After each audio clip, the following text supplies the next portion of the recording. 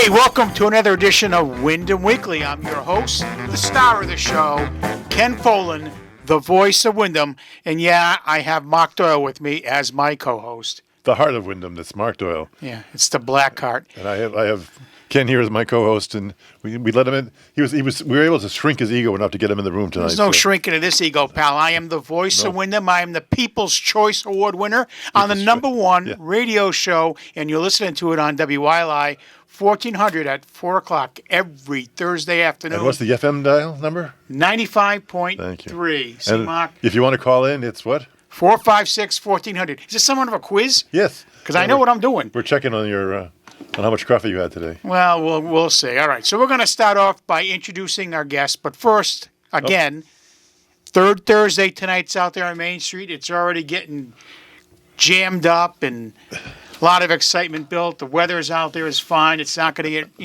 rainy. It's not as cold. You don't really need a coat. I don't know what Wayne was talking about needing a coat. I mean, come on. This is why you listen to Windham Weekly. We give you the straight. I never question Wayne's weather report. No. Oh, please. Anyway, so our guest today, and we're happy to have her, is Avery Lenhart. She's the director of Project Hope. And you're going to say, what the heck is that? I know I did. It was the old no-freeze shelter right here now located on Valley Street. Yep. How do you, I'm a wizard at this stuff, right? Yeah, you are. Great. Welcome. Why don't we have Avery talk to us first about the name change? So last year we received funding from the State Department of Housing to boost our operations to go year-round. And since we're no longer a no-freeze, we're open all year round now and actually open most all day, just about all day, every day. We decided we couldn't keep the name No Freeze. So we searched around for a name that made sense to us. Yeah. And we came up with Project Hope. Project ties us to our old name, Windham Region No Freeze Project.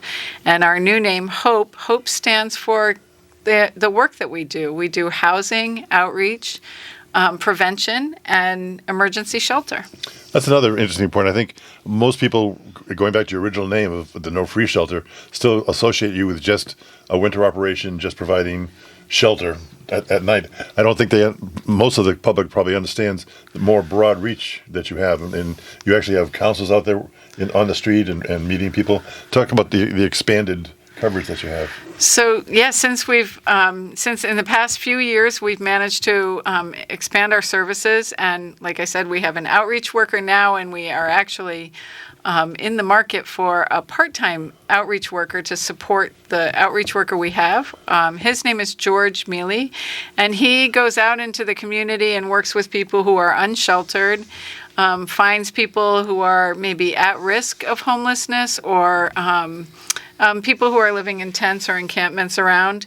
He works all over the northeast part of the state, and he helps connect them to services, gets them where they need to be, and he will actually work them right into housing if we can make that happen for them. So, and if not, sometimes they're just waiting to get into a shelter bed. That's fine, and he will see them through that too. But he makes sure that they're safe and connected. So he obviously must have to coordinate then with the town officials?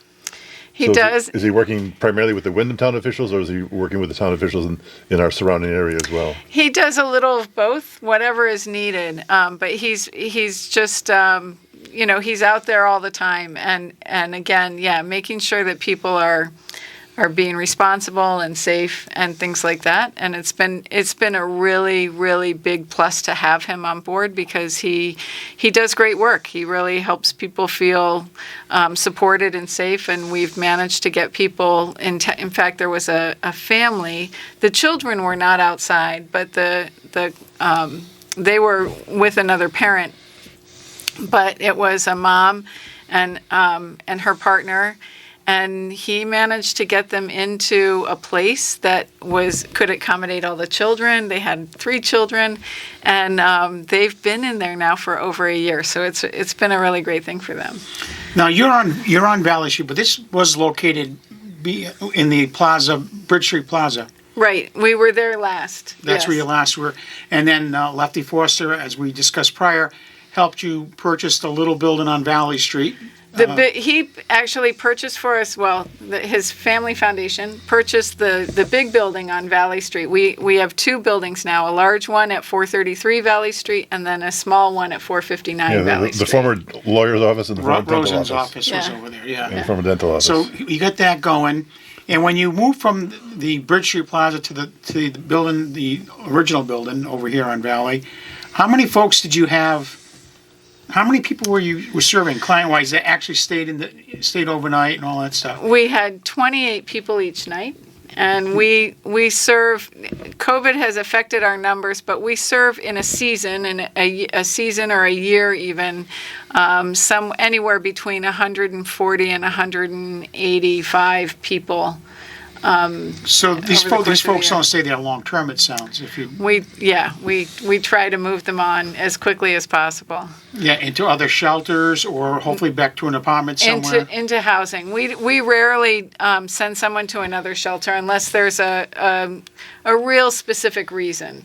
For instance, we don't serve food at our shelter, so if they would be, maybe it's somebody who's elderly, who's going to have trouble walking to the soup kitchen every day, we might find a way to accommodate them at a shelter that serves food. Or if somebody stays with us because it's cold and they have nowhere else to go, they might stay with us, but maybe they have a job in New London, and we might try to get them closer to, into the shelter in New London so that they can continue So their some work. of these folks actually have jobs. Oh, and yeah. Yeah. You don't deal with addiction services and all that, do you? We connect people to you can to bring them support. to services for Sure, support. Okay. absolutely. And that's still, again, short term until maybe to get into an actual rehab. But that's not your real business is just shelter for, Right. All started because of the winter. That's no free Right. shelter. But Right. just expanded you around, so. Yep. Yeah. So one of the things I think about homelessness that, again, I'm thinking of what the community, I'm not sure, is fully aware of. Serving on the Board of Ed, one of the things we've found out is that we do have a number of homeless children who attend school here in Windham. Mm-hmm. And we also have children who are originally from Willimantic, but their shelter, because they need to go to a family shelter, whatever, might not be in town, but they still have the option of coming to Windham for education, Right. which is all part of a state program. So have you run into a lot of family situations that the children are out with? So Project Hope Shelter serves only adults, and we Right. don't take children there, but I do also work closely with Holy Family Shelter. And yes, if we come across somebody who has children, or sometimes our folks come into shelter and they have children, but maybe the children are staying with another family member while they're in this crisis.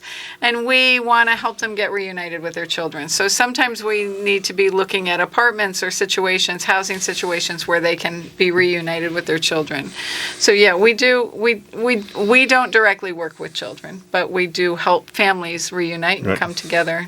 But they are part of the homeless problem or homeless situation. I don't want to say problem, Certainly. but homeless situation here in Willimantic is dealing Absolutely. with families and children. And now, We- is the Holy Family Shelter? That's just mothers and children, right? That's not. They will take men who They have will? children in the shelter with them. Oh, okay. So yes, and family homelessness is a serious problem, but we work in a network that covers the entire eastern Connecticut, and we work really hard to make sure that there are no children out on the street at night. So especially in the cold winter months, if we discover that there's somebody who's outside with children or in a car with children, we will try to get them into a shelter, even if it just means that they're in a cot, in a public common area in the shelter until we can get them situated in a better place, because we really, really don't want any children outside in the cold. Mark, is the Board of Ed still getting grants for that? Because I remember when I was on the board, they used to have money, because if you recall, we had one incident where some of that money was going to be used for a science lab instead of the children who were, Yeah, there's still some state grant money to help pay for the transportation costs. So do you work with the school system on identifying children as well, or no? Because they would have a handle on that. Yeah, I'm sure Holy Family does, but we don't. You don't. So, yeah. Right. Okay. And just let's make sure so the people of Willimantic understand the funding, because that's, it's always an issue. Where do they get the money? Is it my tax dollars going towards that and this and that? So the structure and the operational expenses is basically covered by a state grant that you apply for. It's a contract almost. You're agreeing with it. What department was it? Department of Housing. Department of Housing to help these folks, especially in the middle of winter, in all kinds of weather, to get them off the street into a clean bed, showered, fed, get them to run a routine, and then find them help. And so they give you, they cover most of the operational. Actually, our contract from Department of Housing covers about 25% of our operational budget.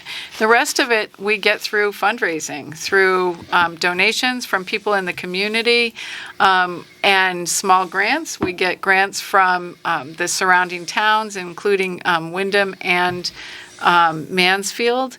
We also get some grants from some support from places like United Way and Community Foundation of Eastern Connecticut. Liberty Bank has given us grants before. So we do get grants from other places, but the bulk of our operational expenses are covered directly by donations from the community. So you got to understand, so they're operating currently one building, but they're going to move to a larger building, better facilities, for these folks. Then they're going to have the small building, which is going to be office space eventually, and probably more intake services, and so you could be, even more helpful getting these people on the right path. So there's payroll to be covered. Yep. You don't feed them for the majority of that situation, but there's cleaning and laundry and this and that, all kinds of. I'm sure transportation to get these folks through initial appointments, and only 25% of that comes from the state housing department. The rest of it's up to us as a community. Then those grant dollars come from us in the community, but actual fundraising to supply this, because the problem's not going away anytime soon. And I know this community loves to help each other and support, but it's not going away tomorrow, and that's going to be a larger building. And are you going to increase? So right now you're currently 28? We discussed.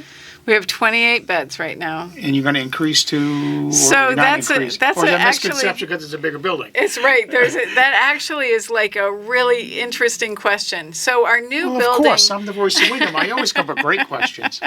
Our new Stumbled building into another one, folks. is the renovations on our new building is being funded through COVID funding. Okay. And so COVID funding says that we need to have rooms where people can be safe from germs. We're not all one big open space anymore. This also provides our guests with dignity and privacy and feeling safer. They can be behind a closed door. So because of code restrictions and things like that, we can't just put in a bunch of rooms. There are going to be 10 double occupancy rooms, which means technically 20 beds. I do math too. You see that, Wow. Avery? Did you see that? I did. That was great math. I had that ahead. It was like foresight. He kept his shoes on. It was amazing. This was truly amazing. So, but there's also space there that we can accommodate overflow, where we can have people in cots and things like that. And I think we would be able to also include some of the rooms with bunk beds, just to increase our capacity. So I don't want to say that we're going to be stuck at 20 beds, because that is not the case. Yeah, it makes sense. So I get the thought behind the health end of it for single rooms or double rooms at the most. But you hit it the point, and that is personal dignity, having at least 24 hours maybe in your own room, or not that they're going to stay there 24 hours like a prison, but just to have thoughts. See, if they're getting bombarded with, hey, what about this program? What about that job? What do you need to do? They need that solitude, as any other human being does. Yeah, and we'll have at our office building, which will be the smaller building next door, when that's all renovated, we're going to have a resource room there. We'll have our day services. So our guests can come over, walk right across the parking lot and come over into that building. There will be some clinical care. There will be a resource room. I'm really excited about this, where we'll have computers in there. That will be staffed by volunteers, again, from the community or maybe the colleges.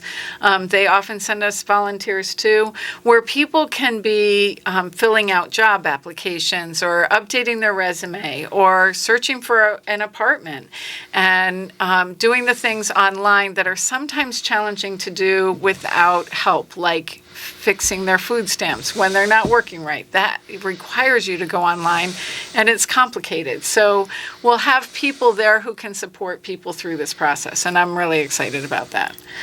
But do you have any plans in the future to do a warming space? I know right now it's sort of what I recall a trek. They go from the homeless shelter, then the folks make their way to the library to use that as a warming area, and then when the soup kitchen opens up, they make their way around to the soup kitchen, Right. which puts a lot of pressure, has put in the past pressure on the library operations.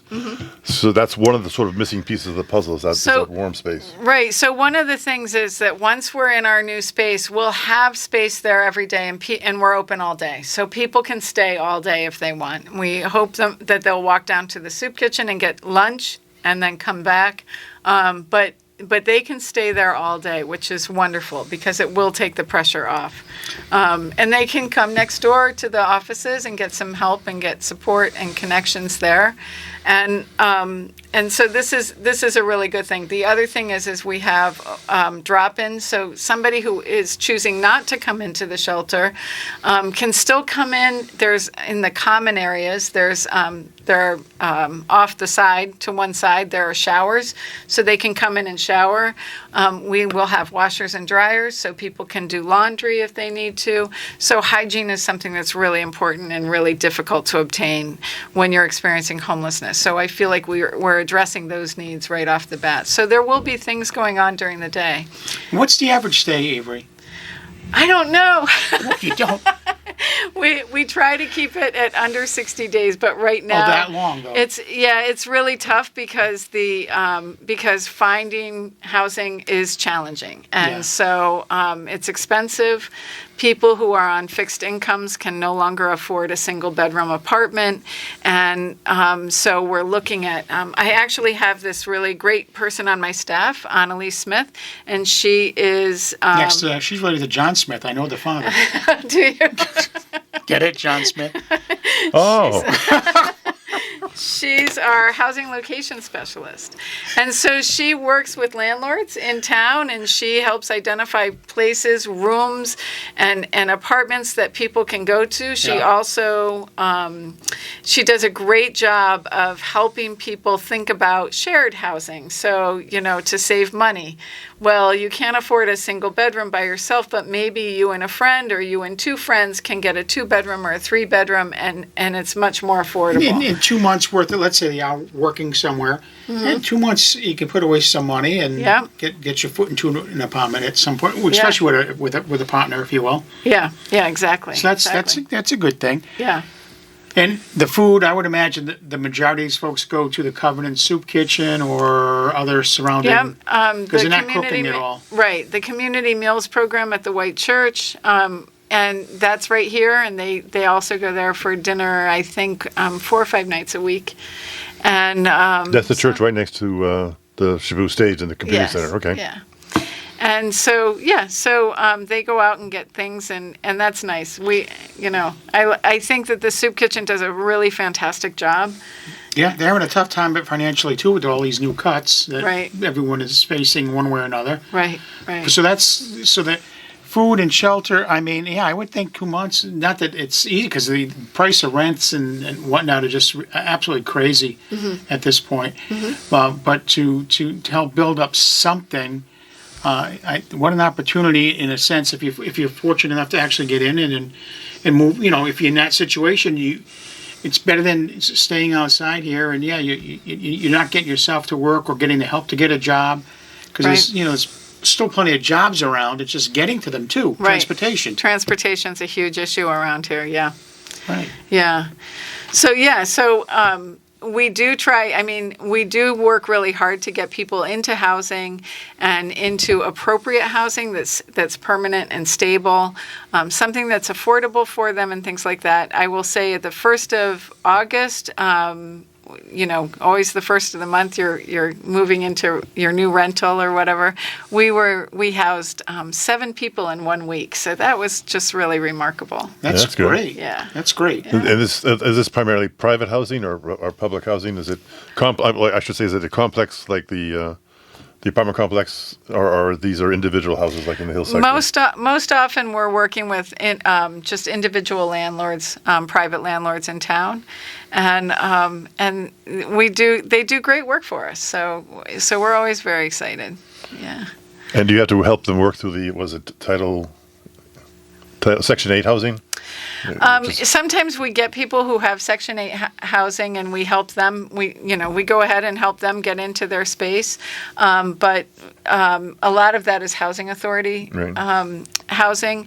We work with agencies in the area that have housing programs. So Access Agency has housing programs, United Services does, and so does WRCC. And so those that we have a whole process of selecting people for those programs that's fair and equitable, and we get them into programs that support them. Either some of the programs are short-term supports where they get security first month, case management, and maybe a step down where they pay a percentage of their rent for a few months, and then they are able to step off and pay their own rent. And other programs are for people who are really just not going to be able to pay their own rent and need ongoing support. And that's called permanent supportive housing. And so we have those kinds of programs too, although they are pretty rare. That's like the golden ticket for housing. Sure. Now, are you going to be working, I assume you have some sort of working relationship with the so-called Access with the medical facility that's going to be just across the street from you folks? Generations? Generations. Yep, we do have a great relationship with Generations and also with the hospital. We're right in between. Right. So in our new space, we're going to have a clinical services room, and I've talked to both the hospital and Generations, and they said that they would share one of their providers, their clinicians with us, who can meet people during the day and talk to them about maybe they need a COVID test or a COVID shot, or maybe they need a diabetes check, or maybe they're concerned about, they have a question about their medications or something like that. The kinds of things we want people to go to take care of on our premises and to help them stay out of using the emergency room for their primary care, which is a pretty common thing. Yeah, because in the past I've always read about the fact that it's very expensive to keep a homeless person on the street and have them taken care of through emergency room. Right. It's a lot less expensive in order to get them into some sort of housing and facility, because the cost of the medical care is, especially after you go through the emergency room, is pretty high. Yeah, it is. So we're trying to get people to just, maybe they have a sore on their toe or something, and that needs to be looked at. So if we have someone there that they can, instead of going to the emergency room, that's really helpful. You mentioned like 10 different groups already, between the hospital, Access Agency, this place, that, the Holy Family. Do you folks have a group where you would meet once a month and communicate at a round table and share ideas, and obviously you support each other?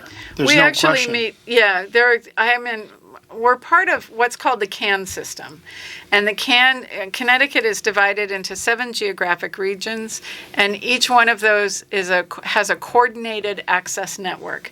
So any agency that has any kind of services for for people experiencing homelessness, so that could be mental health and addiction services, it could be outreach, it could be housing programs, and it could be shelters. We work very closely together. So in fact, one of our CAN meetings meets weekly, and it's a big meeting, and we all come in and we get together, we do some case conferencing, deal with situations that we need help with, questions about who has this resource, who has that resource, that kind of thing. So that's a meeting that we actually Project Hope leads. Yeah, because I figure if you're trying to have these folks stabilized and hopefully on their own in 60 days or less, let's say, and everyone's situation is different. If you're trying to do that and move them on to their own, so you can fill another bed with someone else who's in dire straits, that these meetings would be very helpful in placement, and they probably know the person already who needs the help that you have at your shelter. I'm sure Absolutely. they've already had contact. Right, exactly. And we do. We Exactly. discuss, we help each other out. I'm good, Avery. You're good. You're very good. I know. I'm the voice of Windham. This is Ken Folan on Just for a Windham quick review, Ken, what does CAN stand for? Connecticut Area Network, right? Close. Connecticut Coordinated Coordinated access Access. network. Network. You got Network. network.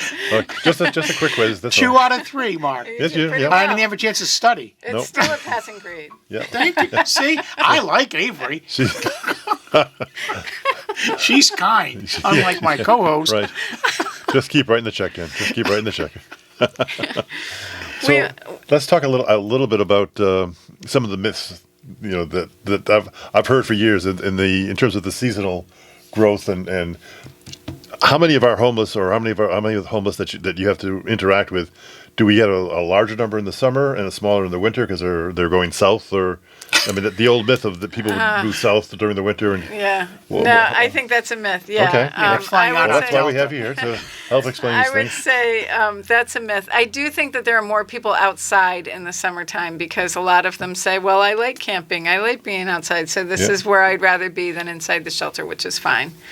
How many? So if you're handling 20, whatever the number is at any given time, what would you, in your estimation, say in the Willimantic? We can't count Chaplin, Mansfield, in the Willimantic, Windham area that are actually really just homeless, like the folks that are coming to you. And I know you have someone outreaching to bring them in, if you will, or even to see what services they can provide if they don't come in. How many? What do you think the number is in town? That are outside, unsheltered. Unsheltered, yeah. So I would say probably 25 or so people, but that number fluctuates. Some of them get into shelter, some of them move on to other places, and so that number is always changing. I thought it would be higher. It seems like it sometimes. Doesn't it? doesn't It does, yeah. So Because yeah, especially when you see all the tents over here, I see spots. I'm like Doyle. I go out. Right, yeah. Mark stays kind of like a mushroom. That's because you're collecting the bottles, Ken, for the refunds. I steal them from the guys. No.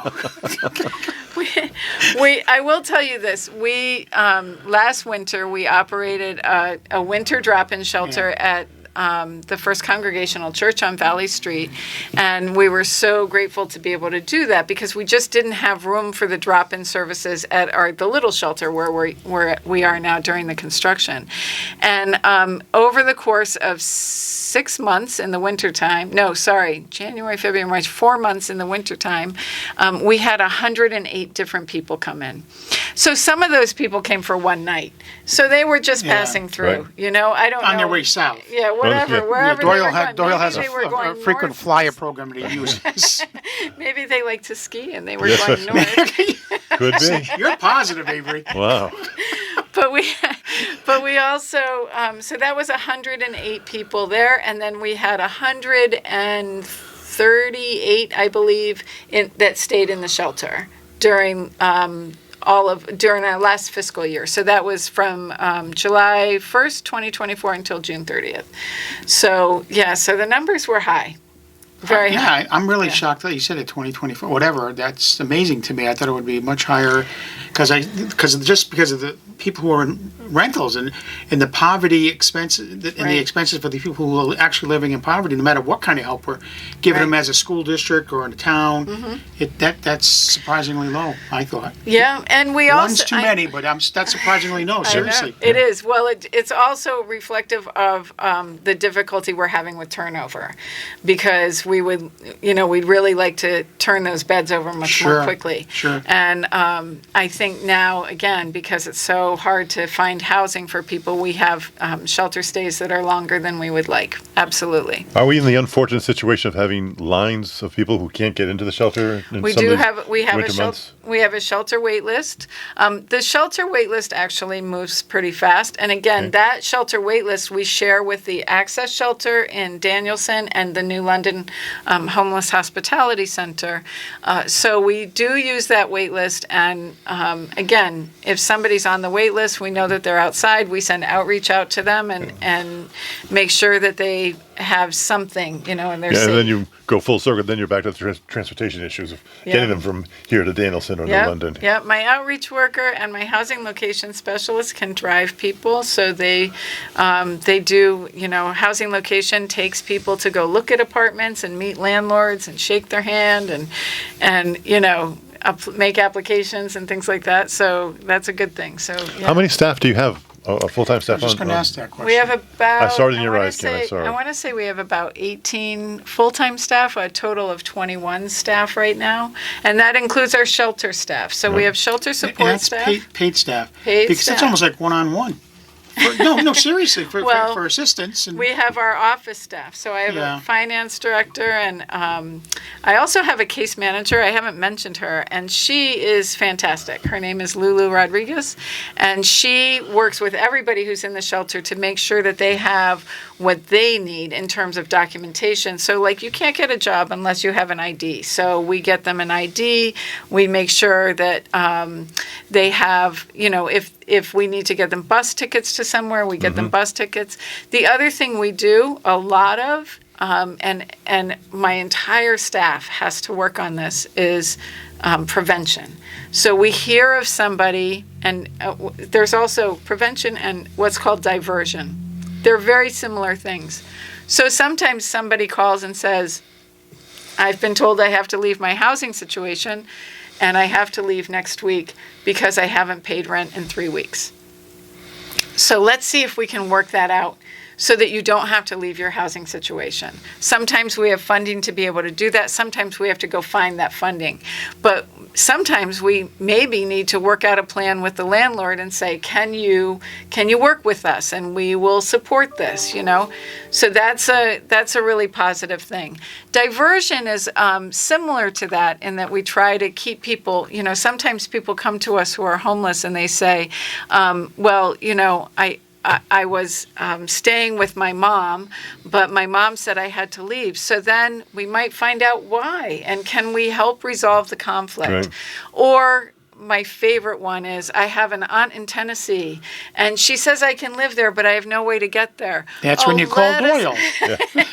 Let us get you there. Let us get you You to put them the on the Southern aunt Express. Tennessee, we recently had somebody who had she was living in her car. She was 60 to 70 years old, and she had a sister who had become widowed, who didn't drive, and who lives in Kentucky. And we helped her get there with her car. So because that's cheaper and easier than keeping her here until we can figure out, or until she could fundraise the money she needed to go. Do you have anybody who needs homeless sheltering in Rhode Island? Because Ken's very well connected in Rhode Island. I don't know if you're aware. He actually was talking to the governor just the other day. So Were you? Yes, I was. I was with Mr. Dan McKee Monday. I'm sorry. So Wow, I'm sure Ken has a slew of contacts in Rhode Island. Do they have apartments in Rhode Island? Because we can. They send have people there. a very. I think it's worse than Connecticut. Their housing shortage right now. Oh yeah. It really is. Yeah. Oh, that's too Well, bad. talk to your buddy, the governor. I talked to him about other things. Oh, he's Currently, I have to take care of other issues. Yeah, you're busy with the AG, with the attorney. Yeah, well, she had a little problem in Newport, a little issue there. So I got a couple things. So I'm going to forget it now because Mark is babbling about nothing, and I'm trying to get important information out here. So Write it down, Ken. again, I started to. So. Folks, you listen to Windham Weekly with your host, Ken Folan, the star and the voice of Windham, and my co-host, Mark Doe. The heart of Windham. We won't get into that. And we are talking with Avery. We are talking to Avery Lenhart from Project Hope, formerly the No Free Shelter. And Avery, before you say another word, by the way, 456-1400 if you have any questions, let the folks know how they can go online to make cash donations, or get that out there now. Absolutely. So if you would like to donate to us, you can either mail us a check to P.O. Box 46, Willimantic, 06226. You can also go online to our website, which has a lot of additional information, including about how to make donations and what we need. besides cash, but we always need cash. And there's a donate button there. Our website is www.projecthopeect.org. And you can find it. It's a beautiful website. We're really excited about it. And if you go on there, there's a donate button. You can either donate, or make a one-time donation, or you can subscribe and make a regular donation that's weekly or monthly. And there's a lot of options. So please, if you can, and if you're listening today and you're learning like I am, because Mark doesn't learn, he just listens. He doesn't. We are. The Doyle family is a monthly donor to the. What a goody they two are. set shoe. up a monthly donation. Anyway, long story short, please contribute to the Project Hope. Go online, figure it out. It's some great information so far, but now it's time for some important stuff too. Well, that's a big 'Cause check I see there, Ken. I just wrote a big check to a certain group right now in town. Should we go tick? Is that how you want to be rude? Penny for penny. Let's go. Okay. Anyway, Put it on long the table. story short, Avery, what about you? Where are you from? What's your background, and how did you get into this position? And still smile. I make them laugh, folks. That's right, I make yep. them laugh. Not Doyle. They go crying No, like an no. onion. I laugh every time I see you, Ken. That's all I can say. I do. I am very passionate about the work that I do. I'm technically from Connecticut, but my family moved around quite a bit when I was growing up, and I lived in lots of places, mostly New York State, but also Indiana and places like that, all over the place.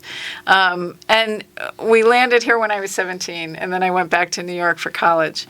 But What'd you study? What school and what did you study there? I went to Wells College, Wells? which is was a small private women's college up north. It's in the Finger Lakes. It's a beautiful, beautiful location just north of Ithaca, and I loved it. And I loved that area. And I was very sad last year when I learned that my college was closing. And but. It was a wonderful experience, and I'm really blessed to have been there. I studied French and history, really useful things. I was Yes. sure I was going to be. Yep. I was sure I was going to be a high school French teacher, and things just didn't work out that way. Once I did Probably the Board of Ed probably cut the position, right? No, we could use French teachers. Yes. It was And Latin. just not for me, and I got all the way through college and said, "What have I done?" I thought I wanted to be a teacher, but I couldn't do it, and so I did a variety of other things. But when I had my own children, and my daughter was 3. I started looking at preschools for her, and I found a Montessori preschool up in Ashford. And as soon as I saw that preschool, I said, oh, this is what I was looking for, was Montessori education. So I went back to school, got my credentials to teach elementary age Montessori kids, and I have a 20-year career in Montessori education. Did you work up in Mansfield at that school? I worked at, not at Oak Grove, I worked at Mount Hope Montessori School on Bassett's Bridge Road. I was the director of that school for about 5 years, and prior to that I worked in Norwich at Montessori Discovery School for 10 years, and I worked at the school in Ashford. And so I loved Montessori education, and I loved what I was doing. But when my youngest daughter wanted to go to college, she wanted to go to not a cheap school. And so there's no such thing as a cheap school anymore. That's pretty much all of them, right? and, That's pretty I much all of them. started looking around at what I could do to supplement my income. Sure. And I had been helping out during the summer months. I would volunteer sometimes at the shelter, handing out towels for people coming in for showers and things like that.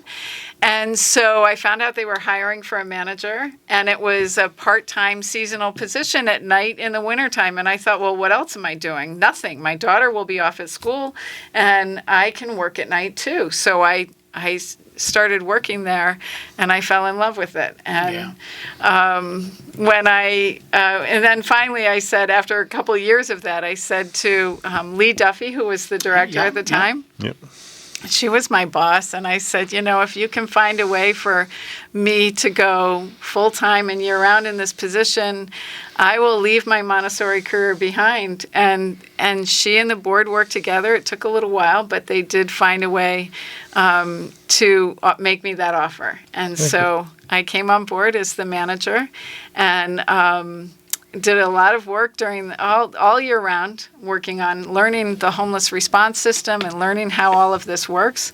And Lee left in 2019, and I took her position. So that's how I came to be here. And, Let's talk a little. Let's talk a little bit about the structure of the board. You had mentioned that there was a board. Is there a board of directors as local people, or? Yep, So local people. They're the ones who actually oversee the operation. Well, they oversee the organization. Okay. So they make sure that we're financially sound, that we're legally sound.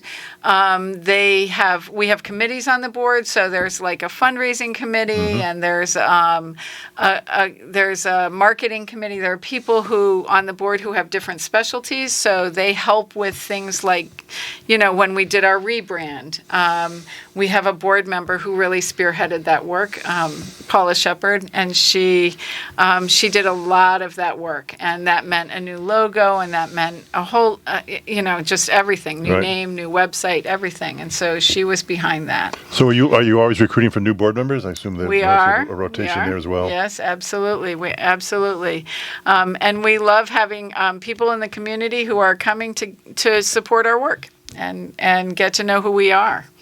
So our board chair, by the way, is Bruce Kay. He's local, and he's been our board chair for less than a year, and he's been fantastic, and he's been on the board for a number of years, so he's great. Yeah. So. Now, when is the expected opening of the new facility?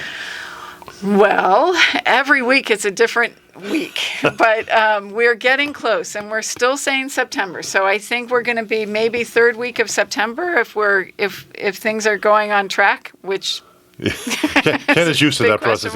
He's involved with the renovate as new to the high school. We're used to the process. You get used to that last minute punch list that continues and continues and I continues. know. We are working with a wonderful contractor, G. Donovan. They're Franklin folks, and so they've been just a pleasure to work with. Our architect is O'Riordan Magani Associates. They're out of Seymour, and he comes up. Our architect comes up once a week. We do a site walkthrough on Monday mornings, and we go and look and see how the progress is and take pictures. And now I find lots of excuses to go over there and walk through and see what they're doing. I've learned who all these guys are, and they've learned who I am. And that's the best way of doing it. Because I found out in my YMCA career, if you're not watching what they do as they build or repair things, you're out of luck 6 months down the line. Because sometimes the builders have a way of doing something that's easy for them, but when you have to do maintenance on it a year later, it's not so easy. I know. Now, the folks that you're helping, because I can't remember what the group was recently. We had a function one day, and they were out cleaning Willimantic streets and doing something to give back for the people who give to them all the time. Do you have, when you say fundraising, but do these folks take on any responsibility into the community that's volunteering themselves to? Do you know? I forgot the name of that group. They would where they came from. There was a bunch of people who had vests and. They're a loose group of volunteers. I know Gina Smay is part of that group there. Oh yeah. No, I'm not talking about the trash mob. Okay. I'm talking about there was an event in town. God. And they came out. They were given safety vests, trash bags, whatever. So the bottom line is, do these folks who are staying there, after 20, 30. Say, hey, maybe we can participate. Well, that'd be you as the leader. Say, maybe we can take a section in town and clean a little bit. Right. We do. They have to. They help us with. They help around our property with keeping it clean, and also sometimes shoveling in the wintertime. They make sure that everybody's safe outside. Yeah. I can ask them, and then we also do. They all have to do chores. They're all responsible for helping keep the shelter clean. Again, making sure that trash gets put out and recycling gets put out and all of that stuff. So our folks are doing things right in our area. But I think that's a great idea. And I think so too. And I'm not just saying that because I there was a big hullabaloo about who are these folks cleaning. Well, these people they're being held by members of our community, and they're part of our community now, right? No matter how you want to look at it. Yeah. And so you're asking for donations for them, rightfully so. We have to. Sure. You're filling a huge void in this town. But I just think for themselves and Dignity said, hey, why don't we take a weekend and call Public Works or Town Hall and see something up? Yeah, I think that's a great idea. We Well, should do that's that. what I'm full of. I'm an idea man. Avery, hang around with me. a And we little know bit Ken's full of it. But We got so, one. We've got Avery, 1 you got minute anything left. to finish up with that we haven't talked about, haven't touched on? I can't think of anything except I just, again, I want to reiterate our website is www.projecthopeect.org. And if you can make a donation, we just appreciate it so much. We love the support of this community. So thank you. And do you have a good time on the show today? I did. I had a great time. Thank I you had so a much. pleasure meeting you, Avery. Sorry you had to sit next to Doyle. Hey, listen, folks. Next week, Thursday at 4 p.m., the Red Sox will be on. I've talked to management about this because I know you'd rather listen to us than that game. But anyway, so we'll be off next Thursday. The following week, we will bring another lively guest from our community for you to meet, greet, talk to if you'd like, 456-1400. Again, Avery, thank you for coming out and explaining the new Project Hope to the people. I hope people hit our website and can help. Thank you so much for Thank having you. me.